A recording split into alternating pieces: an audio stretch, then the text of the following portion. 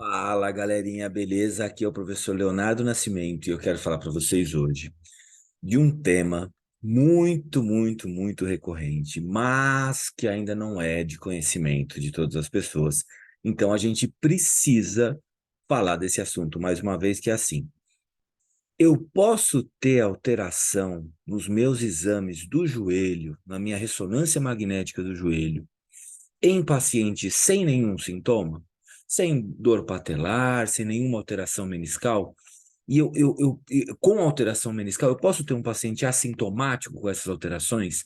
Então, responde mentalmente na sua cabeça se você acredita que eu posso ter alterações dos exames de imagem em pacientes sem sintomas nenhum. E aí, o que que você vai fazer agora? Você vai fazer aquele nosso combinado gostoso, que é o quê? Você vai curtir esse vídeo, você vai ativar as notificações, você vai se inscrever no canal e você vai mandar esse vídeo para aquele seu amigo, para aquele seu colega fisioterapeuta que precisa estar aqui com a gente para a gente poder melhorar a qualidade da fisioterapia.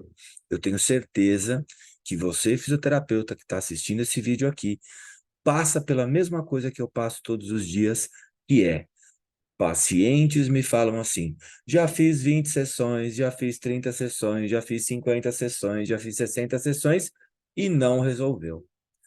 E por que que isso acontece? Acontece porque a gente não entrega uma fisioterapia de qualidade baseada em evidência, e esse é o grande objetivo desse canal.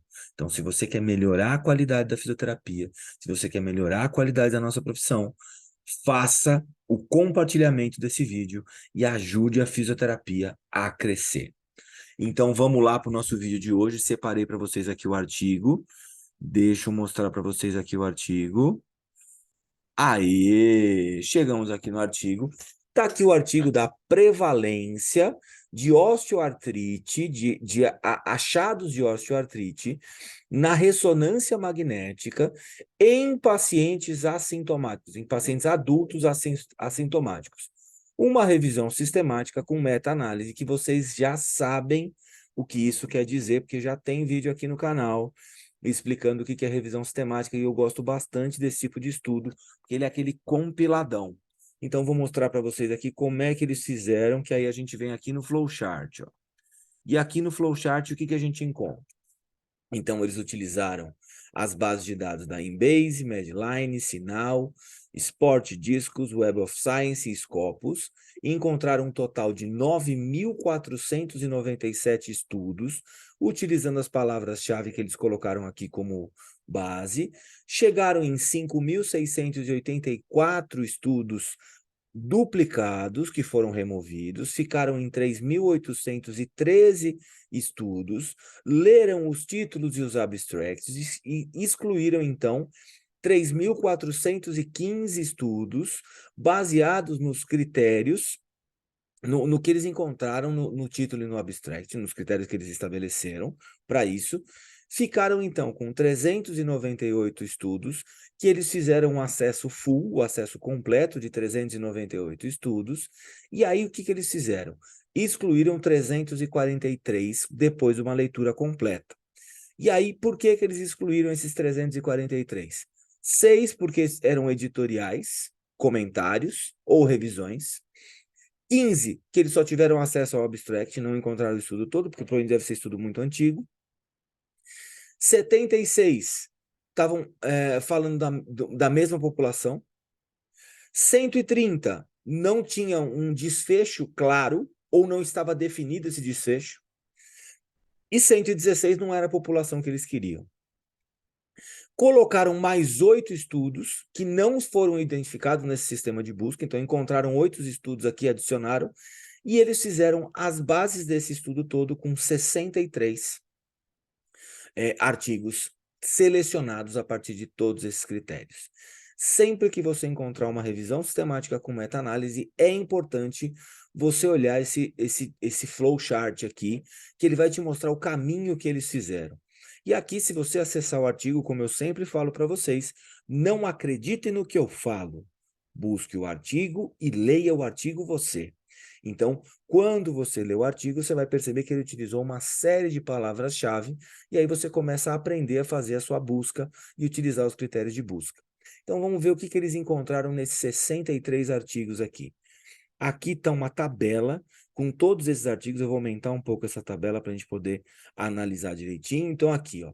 Então, eles queriam adultos, né? Então, aqui você vê a tabela, a coluna da idade, 40 a 60 anos, 35 anos, 58 anos, e aqui estão todas as idades, aqui estão os desenhos de estudo, 2012, 2016, 2007, 2005, tal, tal, tal, tal, tal, tal, tal.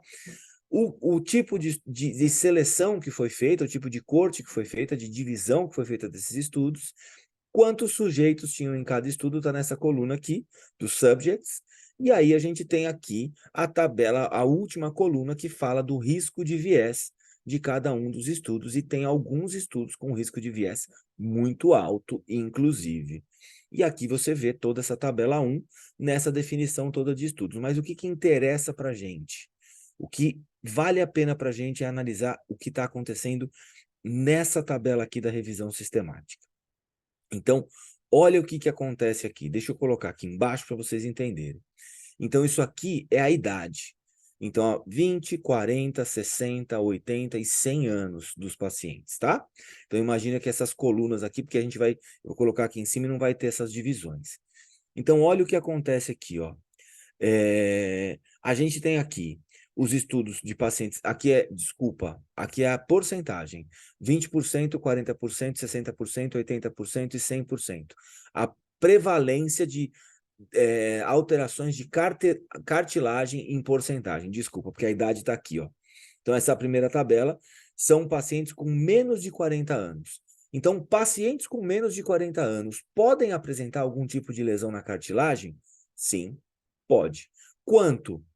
Menos de 20% dos pacientes. Está vendo que está dentro do 20% aqui, ó? Essa linha pontilhada está caindo mais ou menos 25% aqui, tá vendo? A gente tem a referência.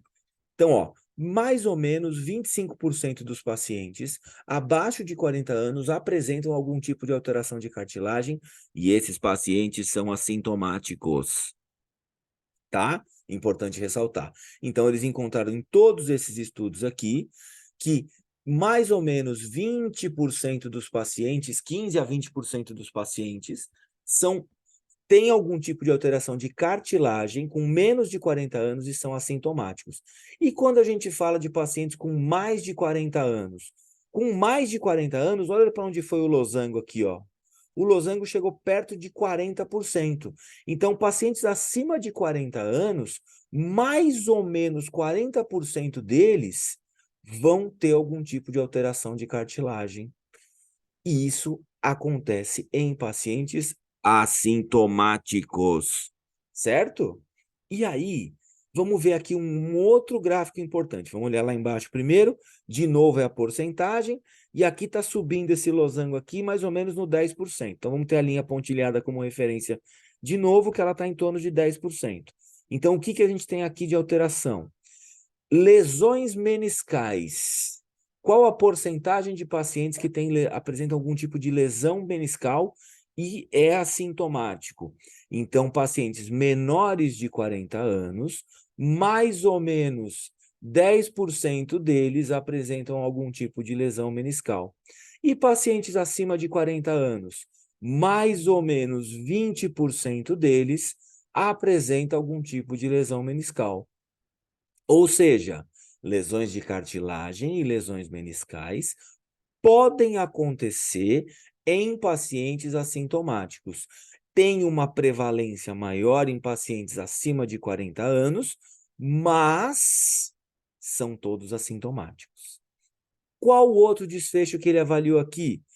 Algum tipo de alteração óssea, por exemplo, osteófitos, algum tipo de alteração óssea, de lesões ósseas, né, nesses pacientes. Então, o que a gente tem aqui? Essas lesões ósseas em pacientes com menos de 40 anos acontecem em mais ou menos 20% dos pacientes. E acima de 40 anos, mais ou menos em 20% dos pacientes. Ou seja, também é comum acontecer no paciente assintomático abaixo de 40 anos e acima de 40 anos.